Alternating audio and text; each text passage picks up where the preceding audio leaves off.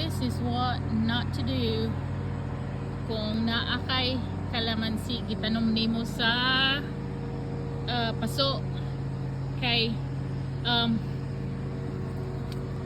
kung daghan tayo siya og kanang bulak when it was just blooming,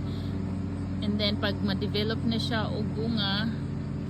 you need to thin it out, like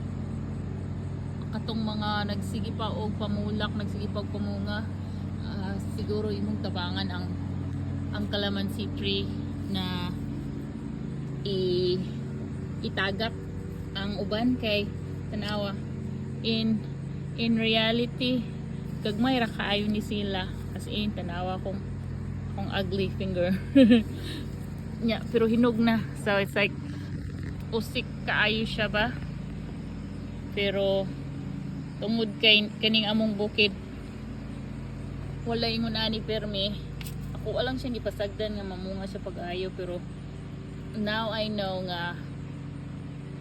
kung gamay imuhang punuan, gamay imong kahoy, gamay po di muhang pot, see, compared sa that one, gamay po siya, luoy kaayo ang tree kung daghan kay siya bunga kay magsalimuang siya nya, dili kayo kadagko iyahang mga bunga pareha ni tanawa o gamay biya na siya kayo,